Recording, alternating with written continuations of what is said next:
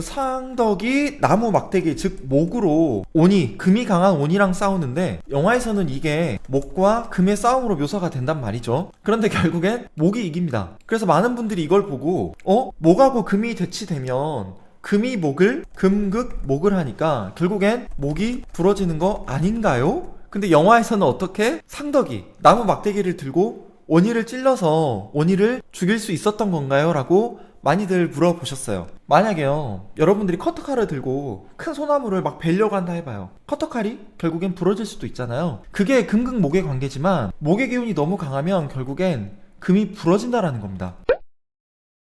안녕하세요. 정말 오랜만에 인사드리는 초명입니다. 제가 최근에 영화 파묘를 보고 왔어요. 근데 비슷한 시기에 영화를 본 제 지인들이 저한테 하나같이 오행의 상생, 상극 관계에 대해서 질문들을 했습니다. 영화를 같이 본 제 아내도 마찬가지였고요. 그리고 제가 최근에 철공소에서 명리 기초 강의를 진행하고 있는데 수강생분들도 저에게 똑같은 질문들을 많이 주셨어요. 그래서 오늘은 영화 속에 있는 오행의 상생, 상극 관계에 대해서 다루어 볼까 합니다. 참고로 영화에 스포일러가 포함될 수 있으니 원치 않는 분들은 제 영상을 닫아주시면 감사하겠습니다. 극중 최민식 배우가 이 직관으로 등장을 해요. 직관, 풍수사죠. 땅을 보는, 어디에 조상의 묘를 이장하면 좋을지, 땅이 괜찮은 땅인지 이런 것들을 보는 분이죠. 참고로 옛날부터 병신 일주가 직관에 탁월한 재능을 보였다고 했습니다. 그냥 생각나서 말씀드리는 거예요. 극중에서 이 최민식 배우가 맡은 역할의 그 캐릭터 이름이 상덕입니다. 상덕. 이 상덕이 누구랑 싸우냐? 오니랑 싸웁니다. 오니. 일본의 도깨비죠. 우리나라에서 도깨비라고 하면 조금 친숙하고 어리숙한 느낌이 있어요. 욕심 많고 나쁜 사람들을 골려주고 약간 어수룩하면서 착한 사람들하고 막 내기하다가 지면 막 방망이 뺏기기도 하고 막 금은보화를 주기도 하고 그런 친숙한 관계인데 제 딸은 어렸을 때 아무래도 도깨비를 되게 무서워했어요. 막 울다가 제가 울음을 뚝 그치게 하고 싶으면 자꾸 그렇게 울면 도깨비 아저씨 나타난다고 하면 제 딸이 막 무서워했었거든요. 근데 일본에서 나오는 이 오니는 단순한 도깨비가 아니죠. 악의 화신 그 자체입니다. 그냥 악령이에요. 악령. 살아있든 죽어있든 죽어있는 건 당연히 건들 수가 없지. 나쁜 놈이든 착한 놈이든 어쨌든 살아있는 생명들을 모두 다 죽이려고 하는 악의 화신 그 자체로 묘사가 됩니다. 영화의 하이라이트가 저는 상덕과 오니의 싸움이라고 보거든요. 이 상덕하고 오니가 싸울 때요, 상덕이 먼저 이런 말을 해요. 상덕왈, 불과 물은 상극이다. 쇠의 상극은 나무다 라고 말을 하거든요. 우리는 이 대사를 보고 누구나 이걸 떠올릴 수 있습니다. 수하고 화가 서로 상극 관계고 쇠, 금이죠. 금하고 목이 상극 관계라는 걸요. 그런데 이 상덕이요, 나무 막대기를 들고 오니랑 싸워요. 나무 막대기를 든 상덕과 그리고 오니, 이 오니와 서로 전투를 합니다. 근데 오니는 금의 기운으로 완벽하게 무장된 그 일본의 사무라이 있죠. 사무라이가 갑옷을 딱 걸쳐 입잖아요. 쇠로 된 그걸 입고 있는 금의 화신으로 묘사가 돼요. 상덕이 나무 막대기, 즉 목으로 오니, 금이 강한 오니랑 싸우는데 영화에서는 이게 목과 금의 싸움으로 묘사가 된단 말이죠. 그런데 결국엔 목이 이깁니다. 그래서 많은 분들이 이걸 보고 목하고 금이 대치되면 금이 목을, 금극 목을 하니까 결국엔 목이 부러지는 거 아닌가요? 근데 영화에서는 어떻게 상덕이 나무 막대기를 들고 오니를 찔러서 오니를 죽일 수 있었던 건가요? 라고 많이들 물어보셨어요. 아마 여기서부터는 영화를 보신 분들만 이해를 할 수 있을 겁니다. 그 상덕의 친구들이 상덕이 오니랑 싸울 때 오니한테 뭘 뿌리냐? 말의 피를 뿌려요. 말의 피. 말의 피가 가득 담겨있는 그 말통을 들고 아무튼 오니한테 가서 막 뿌립니다. 오니가 그 말의 피를 몸에 딱 뿌려지니까, 말의 피가 뿌려지니까 빡 하면서 막 괴로워하거든요. 이게 어떤 장면인지 아세요? 말의 피가 뭐냐면 한자로 뭐죠 여러분? 지지에서 오화죠. 오화. 오화는 양기가 아주 강한 간지 중에 하나죠. 그쵸? 근데 우리가 귀신이나 뭐 악령이나 이런 것들은 음기가 강한 그런 속성이 있거든요. 그래서 예를 들면 음기가 가장 강한 동지섣달에, 동짓날에 우리가 팥죽을 먹는 거예요. 왜? 팥죽이 화의 음식이거든요. 색깔부터가 빨갛잖아요. 그래서 동짓날 음기가 워낙 강하기 때문에 특히 임산부들 같은 경우 삿된 걸 볼 수 있다. 막 귀신 꿈도 꾸고 막 귀신도 보고, 그래서 그런 삿된 걸 막기 위해서 문에다가 귀신 오지 말라고 팥죽도 뿌리고 팥죽을 먹어서 너무 음해진 몸에 양기를 채우는 거예요. 그러니까 무슨 말이냐, 이 오니하고 싸울 때 오니에게 말의 피를 뿌린 거는 어떻게 된다? 오니의 힘을 약화시키는 가장 좋은 수단으로 쓰인다 라는 거죠. 왜? 말의 피가 오화니까, 오화가 양기가 엄청나게 강하니까 강한 양기로 오니의 음기를 누른 겁니다. 그렇게 해서 오니가 일단 엄청 약해져요. 근데 그때 갑자기 또 그 닭이 웁니다. 인시가 돼서 닭이 울어요.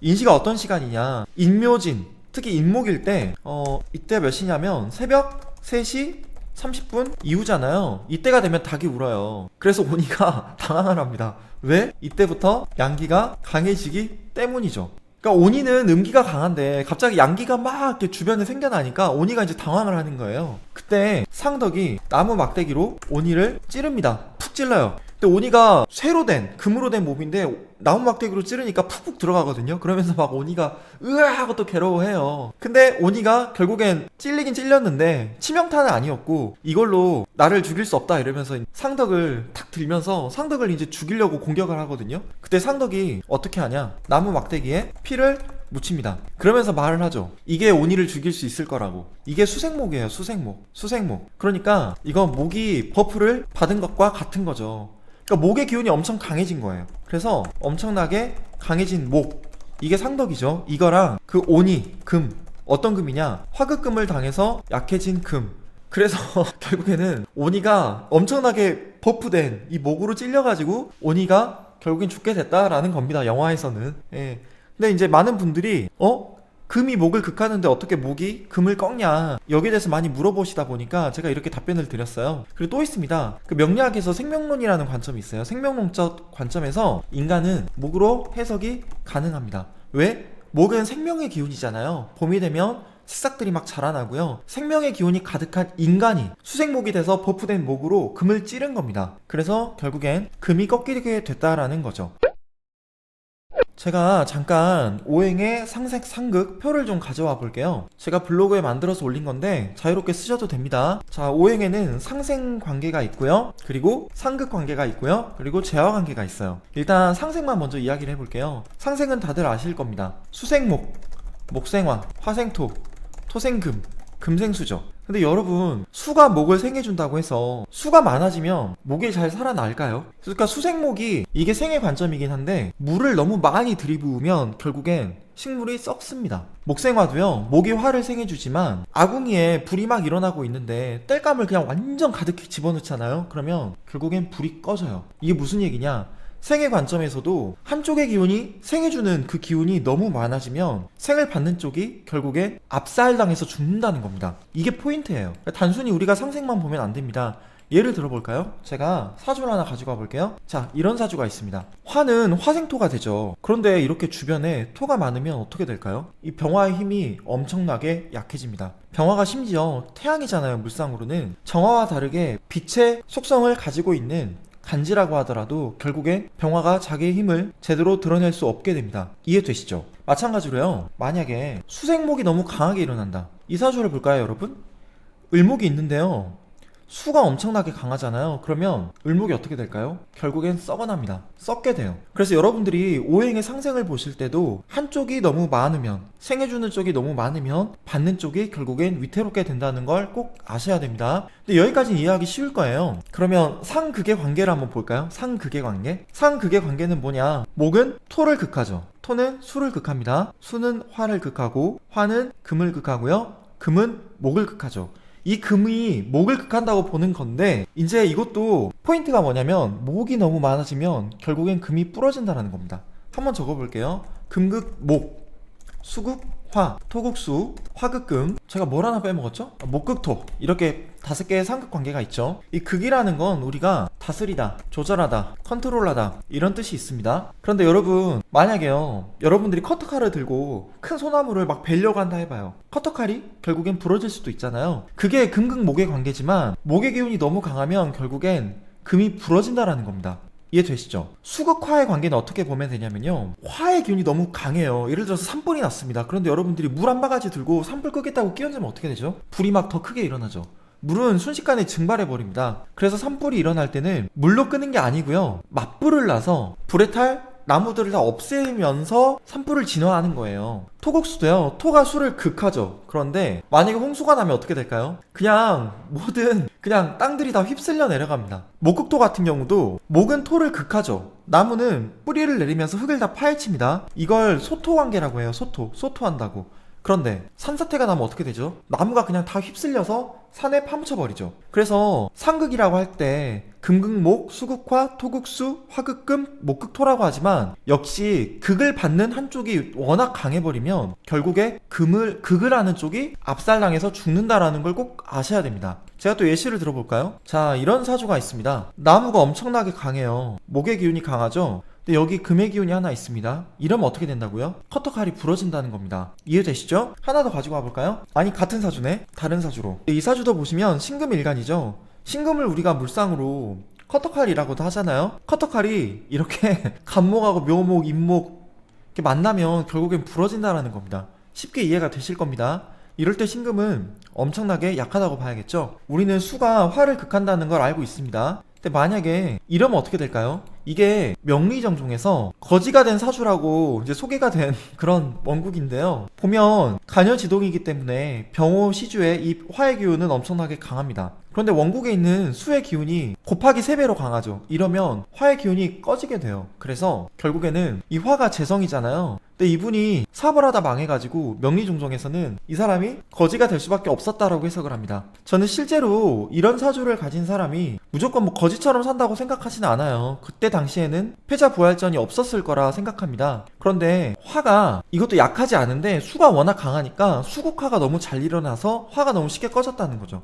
근데 반대로 이 임자가요 전부 다 화고요. 이 병호의 자리가 수가 있으면 상황은 정반대가 될걸요. 결국엔 물이 형체도 없이 증발해 버릴 겁니다. 산불이 일어났을 때 물 한 방아지 끼얹는 것처럼요. 이해가 되실 겁니다.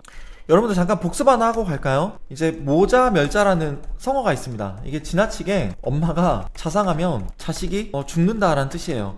이게 자상하다라는 뜻이거든요. 뭐냐면 아까 제가 생애관계에서 수생목이 되고 목생화, 화생토, 토생금, 금생수가 된다고 했죠. 근데 수가 너무 많으면 목이 죽는다고 했었습니다. 아까 보여드렸던 이 사주 바로 머릿속에 들어오시죠? 수가 너무 많으니까 결국엔 식물이 썩게 되는 거랑 같은 거예요. 이거를 모자멸자라고 합니다. 그래서 7, 80년대 때 사주 보신 분들은 그땐 이제 한자성어를 좀 많이 써가지고 아까 보여드렸던 사주 같은 경우 모자멸자의 형상이니 결국엔 목의 기운이 너무 약하다라고 이제 그렇게 간명지에 쓰기도 했었거든요. 반대로 목의 기운이 너무 강하면 수가 그냥 목에 쪽 빨려가는 경우도 있어요. 이게 뭐냐면요, 이거는 자왕모세라고 합니다. 자식의 기운이 너무 왕성하면 엄마가 쇠약해진다, 약해진다 라는 뜻이에요. 목의 기운이 너무 강하면 수가 약하게 있을 경우 쪽 빨려가가지고 형체도 없이 사라지겠죠. 화가 너무 강하면 나무는 순식간에 불타 없어질 겁니다. 여러분 산불이 났는데 산불이 엄청 거대하게 나가지고 막 이렇게 몰려 들어와요. 나무가 몇 그루 있더라도 순식간에 타서 없어지겠죠. 그런 게 자왕모세입니다. 오늘의 하이라이트는 뭐냐면요, 결국 재화관계 중에서도 상모관계를 좀 설명드리고 싶었어요. 상모가 뭐냐면 모멸감할 때 그 모멸입니다. 그러니까 서로를 업신여긴다, 조롱한다, 모멸감이 든다 할 때 그 몹자입니다. 깔본다라는 뜻도 있거든요. 그 오니하고 상덕이 싸울 때 목하고 금의 싸움인데요, 결국엔 금이 목을 극하는 관계임에도 불구하고 금이 부러지잖아요. 이게 상모관계예요. 상모관계. 제가 이걸 다 써볼게요. 한자성어를. 목이 워낙 강해서 금이 부러진 경우 이걸 뭐라 하냐면 목견금결이라고 합니다. 나무가 단단하면 쇠가 부러진다. 영화 속에서 이게 나온 겁니다. 화염수작도 있어요. 이게 불이 강하면 물이 메마른다, 순식간에 증발해서 없어진다는 뜻입니다. 토중목절도 있어요. 흙이 많으면 나무가 절자가 부러질 절자죠. 부러진다. 그러니까 산사태가 나면 그냥 나무가 다 휩쓸려가지고 부러진다는 뜻입니다. 금다화식. 금이 많으면 화가 식는다, 꺼진다 라는 뜻이고요. 당연히 여러분 바위가 거대하게 있는데 라이터 불 켜고 바위야 녹아라 녹아라 해도 바위는 녹지 않죠. 라이터 불이 오히려 꺼질 겁니다. 수다 토류도 있어요. 물이 많으면 흙이 휩쓸려 간다 라는 뜻이고요. 당연히 홍수가 나면 그냥 흙이 다 휩쓸려 가겠죠. 이게 바로 상모관계입니다. 실은 여러분들이 명리학 공부할 때 상생관계에 대해서는 다 아실 거예요. 상극도 아실 거고. 그런데 상모관계에 대해서는 쉽게 떠올리기가 좀 힘들 수 있어요. 아까 제가 사주 보여드렸잖아요. 이런 사주요. 목이 워낙 강하니까 금이 부러지는 경우에 해당되겠죠. 조금 더 보충을 하자면 이런 사주는 신금일간인데 무술월에 무술시잖아요. 그러면 신금이 좀 파묻히기 쉽겠죠. 이런 걸 뭐라고 하냐면 토다금매 또는 토다매금이라고도 합니다. 흙이 너무 많으니까 금이 매립된다, 금이 묻혀서 자기의 기운을 잘 드러낼 수 없게 된다는 뜻이죠. 네, 이렇게 간단하게 파묘에 나오는 오행의 상생상극 관계에 대해서 이야기를 해봤는데요. 상모관계가 머릿속에 잘 그려지시는지 모르겠네요. 저는 명리학을 공부하시는 분들이라면 이 파묘 영화를 볼 때 그 상모관계가 바로 머릿속에 그려져야 한다고 생각합니다. 감독님이 전문가한테 되게 자문을 많이 구했다고 들었어요. 근데 모든 사람들이 오행의 상생상극의 관계에 대해서는 쉽게 이해는 하는데 아마 상모 관계에 대해서는 이해가 좀 어렵고, 그리고 굳이 이걸 막 설명하기도 좀 어려울 것 같아서 영화 속에서는 그냥 간단하게 좀 묘사가 된 게 아닌가 싶기도 합니다. 혹시라도 파묘 영화를 아직 못 보신 분이 계신다면 오늘 제 얘기를 듣고 나서 영화를 좀 더 깊이 있게 이해할 수 있게 되지 않을까 싶네요. 여러분, 영상 끝내기 전에 간단하게 공지할 게 하나 있습니다. 저에게 스승님이 두 분이 계세요. 한 분은 명리학을 가르쳐주신 강원 선생님이시고요. 다른 한 분은 거제도 이진함에서 기수련에 매진하고 계시는 원철 스님이십니다. 그 원철 스님이요, 1호 명상수련 기초반이라고 해서 기수련의 기초부터 이렇게 가르쳐 주시는 그런 수업을 오픈을 하시게 됐어요. 3월 3일 일요일부터고요. 매주 일요일날 저녁 7시 반부터 9시 반까지 수업이 진행됩니다. 보통 1시간에서 1시간 반 정도 수업을 하시고요. 나머지 시간은 함께 온라인으로 기수련을 해요. 근데 명리학은 제가 볼 때 많이 대중화가 됐거든요.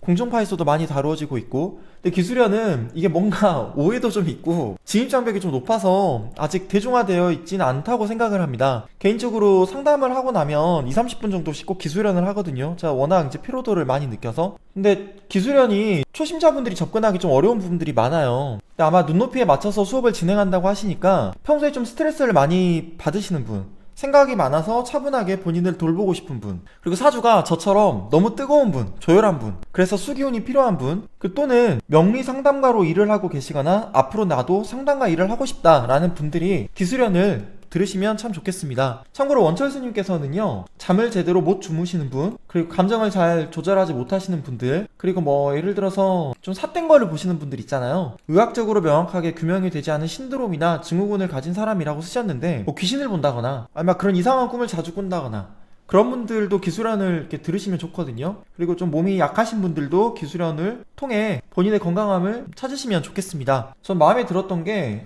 여러분들이 이런 수업 목차도 읽으시면 될 건데요. 5월 4일에서 6일까지 2박 3일 동안 이진함에서 기수련을 주제로 힐링 스테이를 진행한다는 거였어요. 비용이 이제 별도로 들어가긴 하는데 저도 가급적이면 이때 좀 참여를 하려고 하거든요. 그래서 혹시라도 기수련 수업을 신청하는 분들이 계시면 이번 주 일요일 저녁 7시 30분부터 저랑 줌이나 유튜브 플랫폼에서 수업 때 만나뵐 수 있을 것 같습니다. 비용은 이제 45만원이네요. 원래 기수련이라고 하면 다 같이 오프라인으로 모여서 진행을 해야 될 것 같잖아요. 근데 기수련을 좀 배우시다 보면 꼭 그렇지 않아도 된다라는 걸 자연스럽게 아시게 될 거예요. 이게 함께 수련을 하다 보면 서로 연결된다라는 걸 느끼거든요. 그래서 이 철공소 접속하셔서요, 기수련 수업 프로그램 한번 쭉 읽어보시고 수업 신청하신 분들은 저랑 기수련 수업 때 만나뵈면 좋겠습니다. 그리고 제가 산책처럼 사주님께서 레나타로님하고 함께 기획해서 부산에서 봉사활동을 하실 예정인데 저도 거기에 참여를 하기로 했어요. 그걸 소개시켜 드리려고 했는데 보니까 산책처럼 사주님께서 지금 제가 영상을 찍고 있는 시간이 금요일날 오후 9시 반인데요. 조금 전에 이제 홍보 영상을 하나 올리셨네요. 커뮤니티 들어가면 여기 이렇게 자세한 내용 써주셨는데요. 4월 6일날 인천에서 꿈 베이커리 상담 행사 안내, 이렇게 돼 있네요. 꿈 베이커리라고 하는 사회적 단체가 있습니다. 결식아동들을 돕고 있는 단체인데요. 여기에서 4월 6일날 아마 오후 1시부터인가 2시부터인가 진행을 할 건데 저도 여기 상담가로 참여를 하게 됐어요. 참여하시는 분들 가격은 5만원입니다. 그러니까 5만원을 내면 거기 명리로 상담하시는 분들이 한 20분 정도, 그리고 타로로 상담하시는 분들이 또 20분 정도 오실 건데요. 그분들한테 무제한으로 상담을 받을 수 있다고 합니다. 사전에 내가 어떤 선생님에게 명리 상담을 받을지 또는 타로 상담을 받을지는 미리 신청을 좀 하셔야 돼요. 아마 여기 들어가면 자세한 상담 안내에 대해서 들으실 수 있을 거라고 보고요. 저 같은 경우는 제가 개인적으로 상담을 좀 많이 하면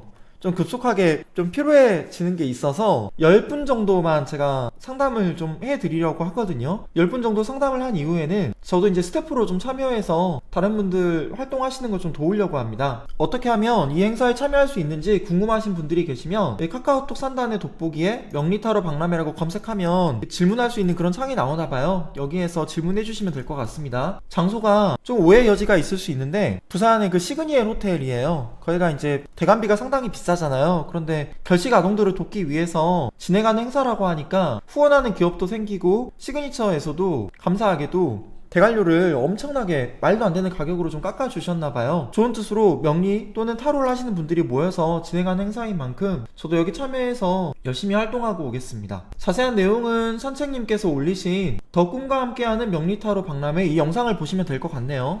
그 전에도 2024년 4월 21일 부산 행사 안내라고 해서 짧게 올리신 영상도 있는데요. 아마 이 영상을 보시면 더욱 자세하게 보실 수 있지 않을까 싶습니다. 초코명리 선생님이라고 해서 네, 제 이야기도 좀 들어가 있는 것 같습니다. 어쨌든 가서 열심히 봉사활동하고 오려고 합니다. 제가 오늘 준비한 영상은 여기까지고요. 정말 되게 오랜만에 영상을 찍는데 좀 죄송해요 여러분. 제가 요새 기초반 수업을 진행하느라 네, 유튜브 활동을 잘 못하고 있습니다. 근데 제가 생각난 김에 하나만 더 공지할게요. 다음 주 화요일날, 그때 날짜가 이때네요. 3월 5일 화요일날 저녁 8시부터 라이브를 하려고 합니다. 기초반 수업을 진행하고 있는데 제 유튜브를 통해서 수업 신청하신 분들이 많이 계시다 보니까 제가 볼 때 기초 수업을 안 들으셔도 되는 분들도 좀 계세요. 근데 감사하게도 기본적인 사항부터 다시 다잡고 싶다고 신청하신 분들이신데 수업 때 제가 진도에 맞지 않는 질문은 가급적이면 삼가해 주시라고 요청을 드렸었거든요. 그래서 제가 3월 5일 화요일날 오후 8시부터 유튜브에서 라이브를 진행할 건데요. 우선적으로 수강생분들의 질문에 답변을 드릴 거고요. 그 이외에는 그냥 유튜브 통해서 라이브 영상 접속하시는 분들 계시면 그분들 질문도 좀 받으면서 이것저것 답변을 또 드리려고 합니다. 그래서 제가 커뮤니티 글에도 한번 쓸 건데요. 다음 주 화요일 어쨌든 라이브 하려고 하니까 그때 또 저랑 라이브에서 만나실 분들 많이 들어오시면 좋겠습니다. 자, 그럼 전 여기까지만 말씀드리고요. 다른 영상으로 또 찾아뵙도록 하겠습니다. 지금까지 초명이었습니다. 감사합니다 여러분. 안녕히 계세요.